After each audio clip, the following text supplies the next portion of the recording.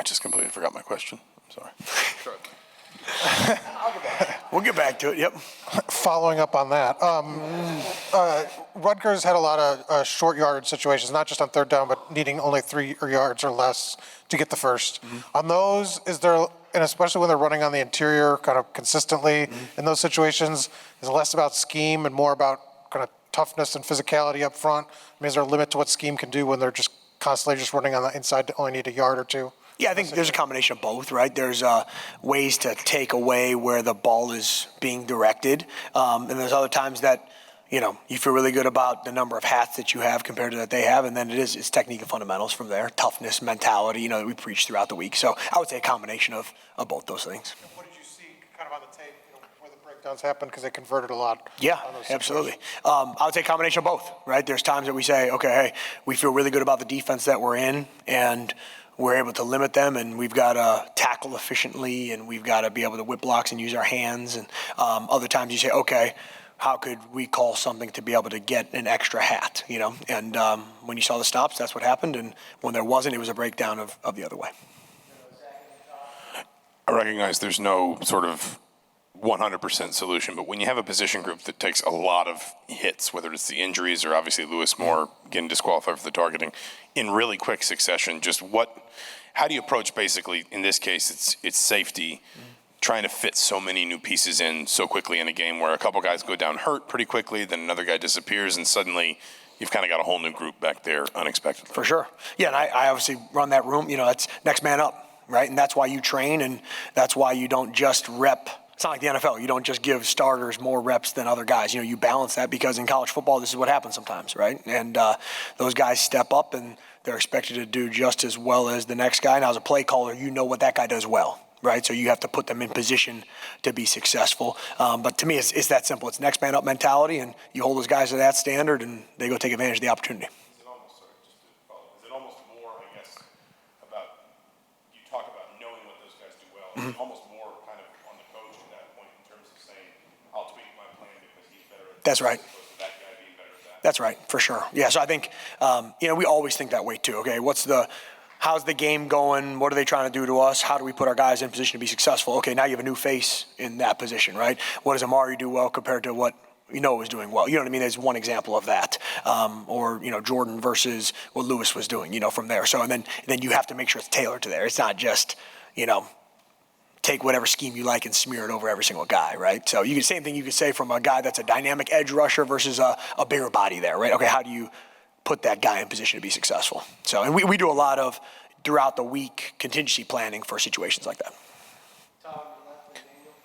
Matt, obviously Rutgers was able to run the ball very successfully on Saturday. What were your evaluations like with the defensive line in particular, and linebackers too, in terms of what you saw on film from that? Yeah, to me it's technique, fundamentals, and fight. And in that game you saw some good examples of that, and you saw not as good examples of that, right? So what we do is we point out to show, hey, this is what we're capable of doing, us at our absolute best, and holding ourselves to that standard, you know? And then I'm honest with those guys too. If okay, hey, I got to make sure that you guys are in the best position to be able to be successful, right? And then it's their job to go play as hard as they can with mentality and with fundamentals, you know, from there. So got to beat blocks, got to tackle efficiently. You know what I mean? Like those are critical things to a team that's going to run the ball 55 times in a game, right? Is, okay, you have to keep them off schedule. If not, conversions can happen in easier situations, right? And then taking advantage of those third downs when, okay, you do have third and longer, you have to get off the field.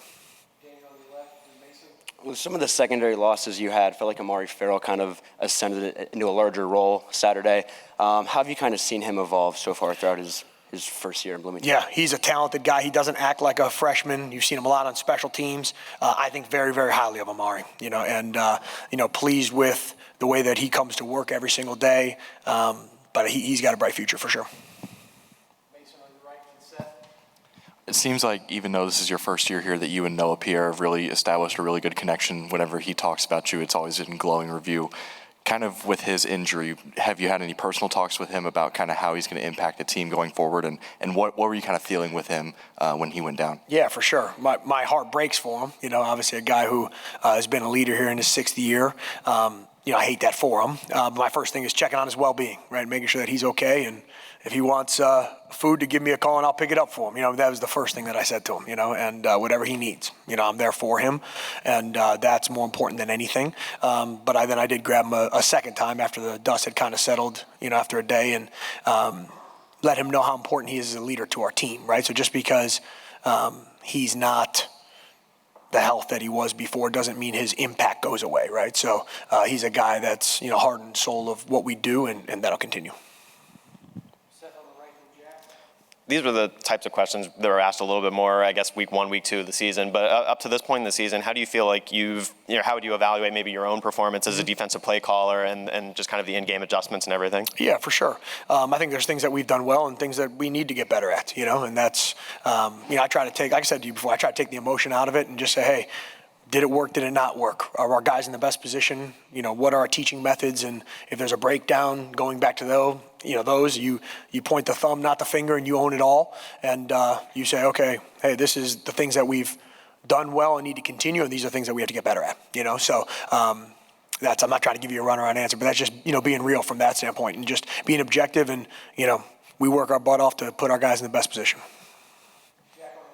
Yeah, with Penn State's defense, I understand you're not coaching against them, but just as a defensive guy, I'm curious what you've kind of seen from them and how they've been able to be so successful. They're, towards the top of the country in points allowed and things like that. For sure, yeah, they're talented, and then they've got a good scheme too. So I've known Manny Diaz for a long time. When he was at Mississippi State, was fortunate enough to spend a little bit of time down there, and he was gracious to have me come say hello to him. And when I was at Duke, he was at Miami. So we've gone against each other at times, and but I have a lot of respect for Manny and what he's been able to do. But definitely one of the best in the country. Matt, just a quick question about: did you see a more disciplined defense this week than the week before? Were you more pleased with that aspect of it? And then number two, how much have some of the problems this year been caused by the fact that you've got so many young guys or new guys on the defensive side of the football? Mm-hmm. Yeah, great question. You can't take away plays, right? But that 80-yard run was not a disciplined moment, right? And then a missed tackle opportunity. Besides that play, I did think there was a higher level of discipline, But you can't take that away. It's got to be every single snap for the duration of a game. And then I'm not one to make excuses about new faces or young guys. This is a great group of young men that it's our job to, get in position to be able to go make plays and excel and play great defense, right? So to me, that's on all of us together as we, continue to build. Hey, Matt, over here, just in terms of Penn State's offense, what do you see from them? How explosive do you see them? Yeah, they're explosive. They've got a quarterback that has talent. They have running backs that, have shown a bunch of talent. They have receivers. They have tight ends, the line. They've got every piece, and they've been able to score a bunch of points on a number of teams, and, last year saw them face-to-face, obviously when I was at Ohio State, at Penn State, and that was a fourth quarter game, and they were able to, create some explosive plays in that game. So that's, I've seen it firsthand, and I got a lot of respect for these guys. You mentioned earlier the 80-yard run from Wimsatt. After Akron, there was a lot of talk about limiting the QB run, kind of all that stuff. Do you feel like you've made progress in that regard? I'm pretty sure Wimsatt, outside of that run, had like 15 for 63. So whether it's inside of structure, outside of structure, how do you feel like you guys have kind of improved in that regard? Yeah, it's the results are the results, right? So that run can't happen. So my answer would be it's not good enough, from there. Has there been a focus point, and there been times that it's been better? Yes. And then you look at the designed quarterback run versus scrambles and, run situations, pass situations, we evaluate all that together. But it's got to be better than it is. This may be a dumb question, and if it is, just tell me. But no such thing. Is there ever an advantage in playing a team like Penn State, coming off a game like Ohio State, not necessarily the idea that maybe it was very physical for them, but that you saw them stress tested maybe as much as they will be in terms of the athletes they had on the other side of the field, just the quality of the opponent. Basically, you're seeing something approaching what would be Penn State's best. Do you get maybe a better look at a team like that in that situation? I don't think at this point in the year, no.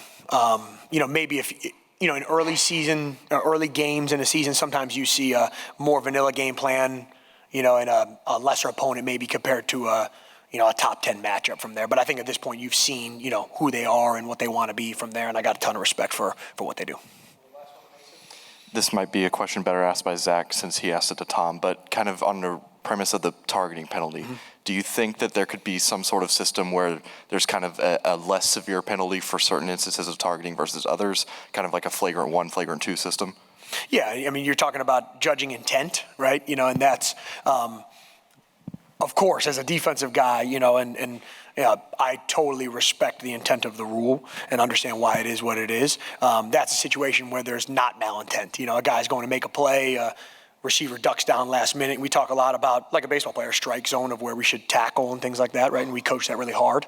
But yeah, it's unfortunate in those situations when a guy's trying to make a routine play and that happens. So I totally respect the intent of the rule and, from that standpoint, but I see it from the other side too.